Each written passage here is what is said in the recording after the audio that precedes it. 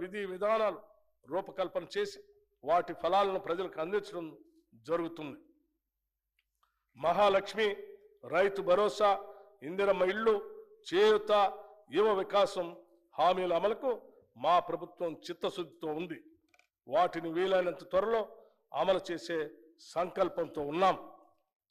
ఈ బడ్జెట్లో ఈ పథకాల అమలుకి 53,196 కోట్ల రూపాయలు ప్రతిపాదించడం జరిగింది.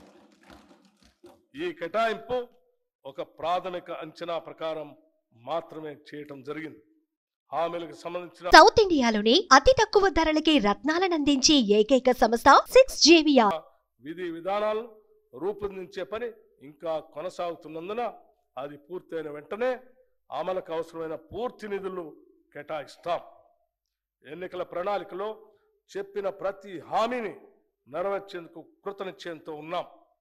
రైతుల కోసం ప్రకటించిన వరంగల్ డిక్లరేషన్, హైదరాబాద్లో ప్రకటించిన యువ డిక్లరేషన్, చేవెళ్లలో ప్రకటించిన SC/ST డిక్లరేషన్, కామారెడ్డిలో ప్రకటించిన BC మైనారిటీ డిక్లరేషన్ అన్నింటినీ ఖచ్చితంగా అమలు చేస్తాం. రాష్ట్రం పారిశ్రామికంగా అభివృద్ధి చెందటం వలన ఎన్నో సమస్యల పరిష్కారం అవుతాయి.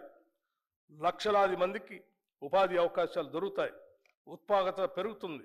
అందుకే తెలంగాణ రాష్ట్రం సత్వర పారిశ్రామిక ప్రగతి సాధించేందుకు అన్ని చర్యలు ప్రారంభించాం. ఈ దిశగానే గౌరవ ముఖ్యమంత్రి శ్రీ రేవంత్ రెడ్డి గారు మరియు మన IT పరిశ్రమల శాఖ మార్చులు శ్రీ దుద్దిళ్ల శ్రీధర్ బాబు గారు ఇటీవల స్విట్జర్లాండ్లోని దావోస్లో జరిగిన వరల్డ్ ఎకనామిక్ ఫోరం వార్షిక సమావేశంలో పాల్గొన్నారు.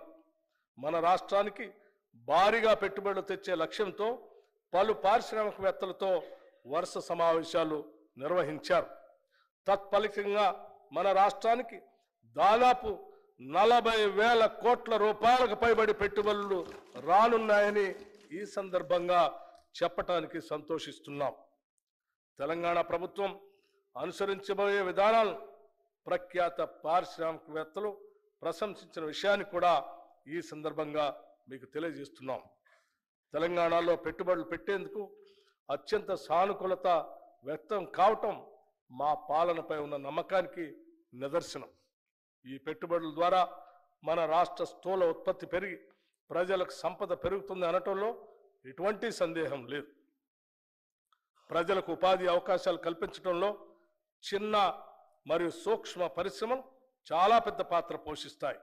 దాన్ని దృష్టిలో పెట్టుకుని చిన్న మరియు సూక్ష్మ సంస్థలు స్థాపించడానికి వీలుగా క్లస్టర్లని అభివృద్ధి చేస్తాం. రాష్ట్ర నిధులతో పాటు కేంద్ర ప్రభుత్వ micro small enterprises cluster development programme పథకం ద్వారా కూడా దీనికి అవసరమైన నిధులు సమీకరిస్తాం. రాష్ట్ర నిధులతో పాటు PM మిత్ర నిధుల్ని వినియోగించుకొని కాకతీయ మెగా టెక్స్టైల్ పార్క్ని మరింతగా అభివృద్ధి పరుస్తాం. ప్రభుత్వం తరఫున 2 లెదర్ పార్కులను కూడా ఏర్పాటు చేయబోతున్నాం.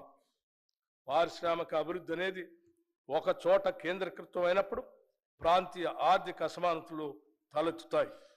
ఇది దృష్టిలో పెట్టుకొని రాష్ట్ర నలుమూలలు అభివృద్ధి చెందటానికి ఫార్మా క్లస్టర్లను ఏర్పాటు చేయడానికి నిర్ణయించాం.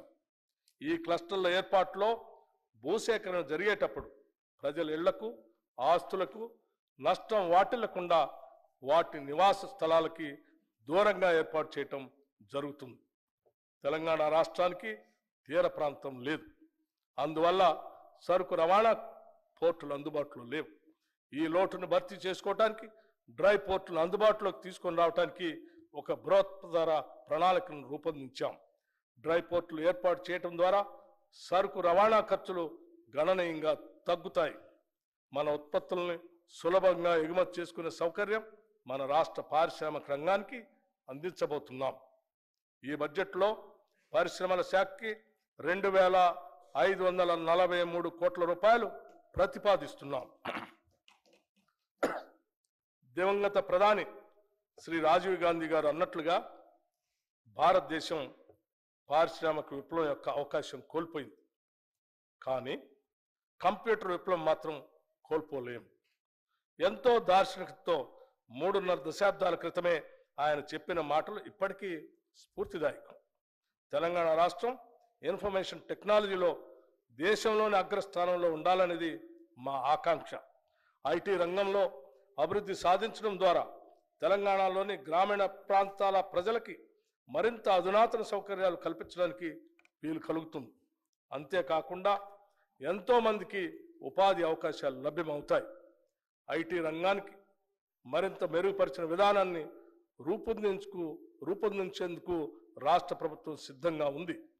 గ్రామీణ ప్రాంతాల అభివృద్ధి మరియు ప్రజల జీవన స్థితిగతులను మెరుగుపరచడానికి వీలుగా ఆర్టిఫిషియల్ ఇంటెలిజెన్స్ను ఉపయోగించుకుంటాం.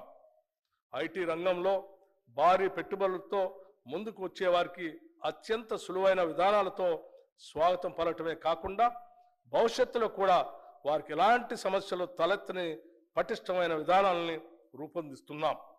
అత్యంత అధునాతనమైన మౌలిక సదుపాయాలు కల్పించడం ద్వారా ఐటీ రంగంలో నైపుణ్యం మరింత వృద్ధి చెందే విధంగా మా నూతన పాలసీ ఉంటుంది.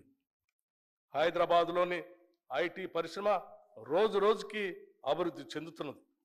ఐటీ పరిశ్రమలతో హైదరాబాద్ కిటకిటలాడుతున్నది. కానీ రాష్ట్ర సమగ్రాభివృద్ధి జరగాలంటే ఒక్క హైదరాబాద్ మాత్రమే అభివృద్ధి జరిగితే సరిపోదు. ఇలాంటి అభివృద్ధి తెలంగాణ రాష్ట్ర నలుమూలలకు కూడా విస్తరించాలి. ఈ కారణంగా ఐటీ పరిశ్రమను ద్వితీయ తృతీయ శ్రేణి నగరాలకు విస్తరించేందుకు ప్రణాళికలు రచిస్తున్నాం.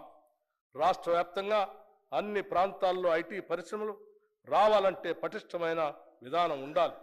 అందుకే అమెరికాలోని ఐటీ సర్వ్ అనే సంస్థతో సంప్రదింపులు జరుపుతున్నాం. దీనివల్ల తెలంగాణ రాష్ట్రం ఐటీ రంగంలో తిరుగులేని శక్తిగా మారుతుందనటంలో సందేహం లేదు. దేశంలోనే అత్యంత పటిష్టమైన ఫైబర్ నెట్వర్క్ కనెక్షన్ ఉండే రాష్ట్రంగా తెలంగాణని తీర్చిదిద్దుతాం. ఈ బడ్జెట్లో ఐటీ శాఖకు 774 కోట్ల రూపాయలను ప్రతిపాదిస్తున్నాం. ప్రజాస్వామ్యం అనేది కేవలం ప్రభుత్వ రూపం కాదు. ఇది ప్రాథమికంగా అనుబంధిత జీవన విధానం, ఉమ్మడి కమ్యూనిటీ అనుభవం. ఇది తప్పనిసరిగా తోటివారి పట్ల గౌరవం మరియు గౌరవప్రదమైన వైఖరి అన్కోట్ డాక్టర్ బిఆర్ అంబేద్కర్. గ్రామాల అభివృద్ధితో ప్రతి పల్లె కళకళలాడేలా చేయటమే మా ప్రభుత్వ ప్రాధాన్యత. అందుకే గ్రామీణ అభివృద్ధి విషయంలో గత 10 ఏళ్లలో పడ్డ తప్పటడుగుల్ని సరిచేయబోతున్నాం. ప్రతి గ్రామం యూనిట్గా గ్రామాల అభివృద్ధికి ప్రణాళిక తీసుకొని ముందుకు వెళుతున్నాం. మనస వాచ కర్మణ ప్రజాస్వామ్య వ్యవస్థలో తమ కర్తవ్యాల్ని తామే నిర్వర్తించేలాగా చూస్తాం. ఇది మేమేదో ప్రజాస్వామ్యానికి చేస్తున్న మేలు కాదు. గ్రామాల్లోని అణగారిన వర్గాలకు, గ్రామీణ పేదలకు మేము కల్పిస్తున్న హక్కు, నిస్సహాయులకి అభాగ్యులకి మేమిస్తున్న గ్యారంటీ, సామాజికంగా అన్యాయం ఎదుర్కొంటున్న వారికి మేమిస్తున్న ధైర్యం. మీకు తెలుసు, దేశానికి గ్రామాలే పట్టుగొమ్మలని మహాత్మా గాంధీ చెప్తే దాన్ని ఆచరించి చూపించిన గొప్ప ప్రధాని కీర్తిశేషులు రాజీవ్ గాంధీ గారు. దేశంలో గ్రామ స్వరాజ్యానికి బాటలు వేసేందుకు ఆనాటి ప్రధాని రాజీవ్ గాంధీ ప్రభుత్వం 73-74వ రాజ్యాంగ సవరణను ప్రతిపాదించింది. గ్రామ పంచాయతీలకి ఆర్థిక వెసులుబాటు కల్పించడమే కాకుండా వారి అభివృద్ధి ప్రణాళికను వారే రూపొందించుకునే విధంగా కేంద్రం నుంచి నేరుగా నిధుల్ని పంచాయతీలకు అందజేసిన ఘనత అప్పటి కాంగ్రెస్ ప్రభుత్వానికే దక్కుతుంది. గ్రామ పంచాయతీల్ని మరింత బలోపేతం చేస్తాం. సకాలంలో నిధులు అందించి గ్రామాభ్యుదయానికి బాటలు వేస్తాం. గ్రామీణ ప్రాంతాలలో సురక్షిత తాగునీరు ఇప్పటికీ పూర్తిగా అందుబాటులో లేదు.